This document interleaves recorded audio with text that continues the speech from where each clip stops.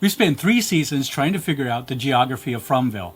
We've theorized about the pocket dimensions, government experiments, and alien simulations.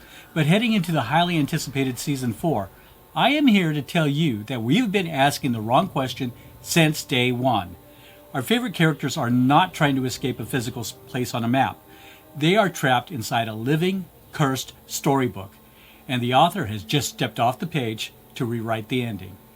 Hi, I'm Rob, and this is A Constantly Racing Mind, where we break down sci-fi, horror, action-adventure, prop culture, and all things geek. And with From almost back, I think this series has been hiding its biggest truth in plain sight. This may not be a mystery about escape at all. It may be a cursed story that keeps rewriting itself.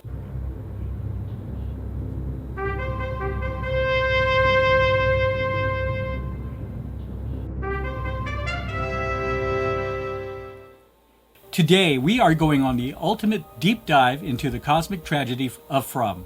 I am going to prove to you that the greatest weapon this town ever used against the survivors was the one thing we thought was keeping them safe.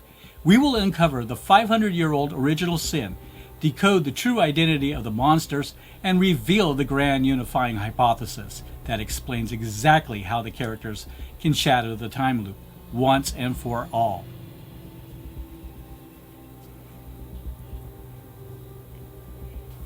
A few years ago, I made a video breaking down the runic carvings of the protective talismans that Boyd Stevens found in the cave. We all cheered when those stones gave the town 96 days of peace. But what if we were completely wrong about their true purpose? The town of From doesn't just want to kill its residents, it wants to break them psychologically. And it does this by weaponizing the illusion of control. The talismans were never a weapon to defeat the monsters. They were a leash. By giving the residents a tool that seemingly worked, the town tricked them into investing in the rules of the prison. The residents became so focused on surviving the night and barricading their windows that they stopped trying to tear the walls of the prison down during the day. The talismans gave them false hope, and in Fromville, hope is the engine that powers the entire nightmare. Think of the town as a cosmic battery or a gyroscope. A gyroscope maintains its orientation through spinning momentum. In this case, the spinning force is the friction between fate, hope, and chaos, despair. The entity running the town uses hope as a weapon. If the town were pure chaos, the residents would just give up and die, producing no energy. But if they had a little bit of hope, like building a radio tower or finding a protective stones, they keep fighting. The town constantly cultivates hope before it brutally destroys it, feeding off the emotional suffering generated by that constant struggle.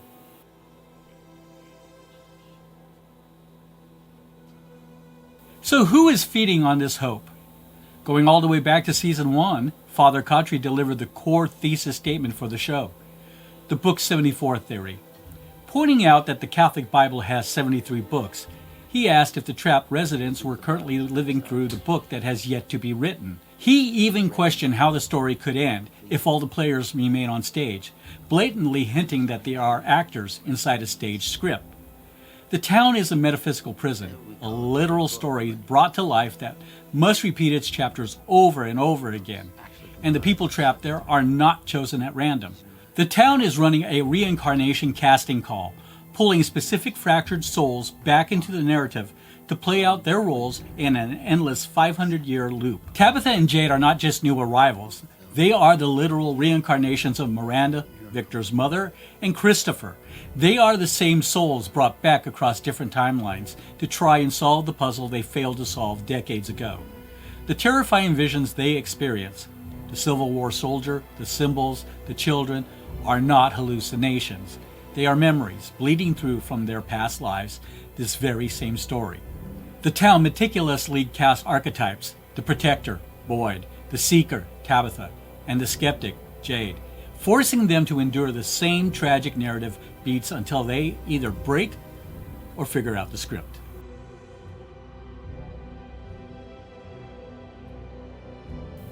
To understand the script they are trapped in, we have to go back to the very beginning, the town's original sin.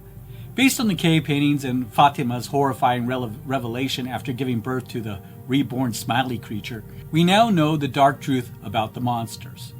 Centuries ago, possibly in the 1500s, an early settlement was offered a devil's bargain by an ancient entity. Sacrifice your children and I will give you eternal life. The parents accepted the deal. They placed 7 children on 7 stone altars in the dark caves and sacrificed them.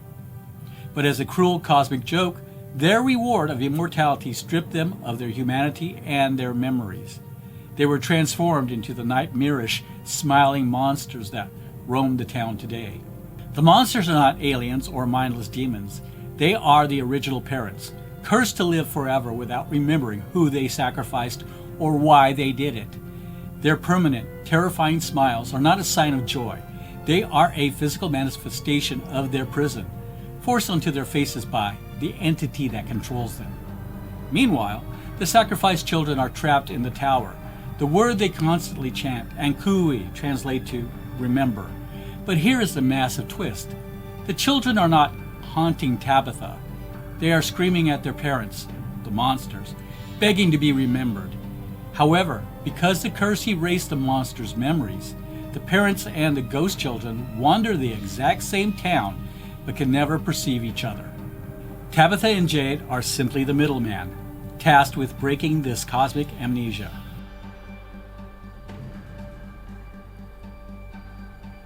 Every curse story needs an author, a game master, pulling the strings.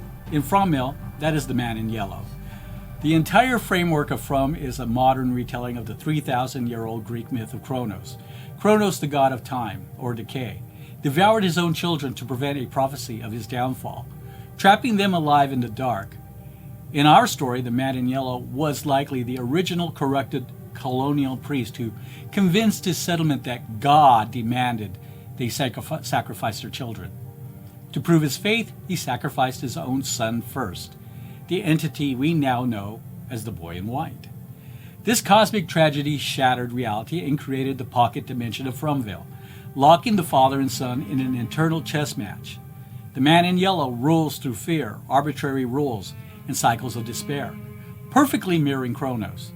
The Boy in White, like Zeus in the myth, is the innocent son working from the shadows, secretly recruiting players like Victor, Tabitha, and Jade to build an army capable of breaking his father's curse. And Season 4 is about to introduce the final piece of this mythological puzzle. In the myth of Kronos, Zeus is aided by Metis, the goddess of wisdom. Official casting for Season 4 has revealed a new character, a sheltered pastor's daughter named Sophia. In Greek, Sophia translates exactly to wisdom. She is the literal modern-day reflection of the town's original religious trauma, and her arrival signals that the final battle to break this time loop has officially begun.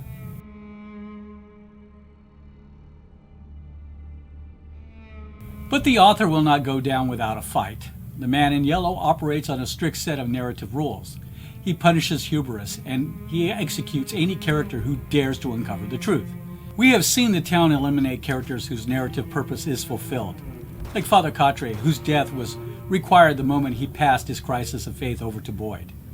But in Season 3, the survivors did the one thing characters in a book are never supposed to do. They started reading the script. Jim, Tabitha, and Jade finally realized that the mysterious numbers found inside the bottle trees, like 1864, 1978, and 2659, were not dates or random coordinates. They discovered that there were exactly 12 numbers matching a 12-note musical scale. The numbers were a code for an ancient lullaby, the exact lullaby Miranda and Christopher used to sing to their daughter centuries ago. As the children were dying on the sacrificial stones, they poured their dying hope into the roots of the earth, encoding their desperate SOS as a frequency, a melody. The moment our heroes decoded this music and unlocking the memories of their past lives, the game master panicked. The man in yellow broke his own universe's rules. He didn't wait for the sun to go down. He didn't send his nocturnal monsters. He stepped directly into the board in broad daylight and brutally eliminated Jim Matthews, stating, "Knowledge comes with a cost." The man in yellow isn't just a monster hunting for food. He is a dungeon master, punishing his players because they looked at the rulebook.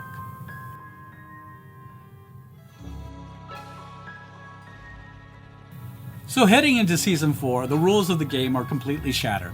The talismans may not matter anymore if the author can walk in the daylight. Julie has unlocked her abilities as a story walker, meaning she has the power to visit past chapters of this cursed book, including the 1500s colonial era, to witness the original sacrifice firsthand.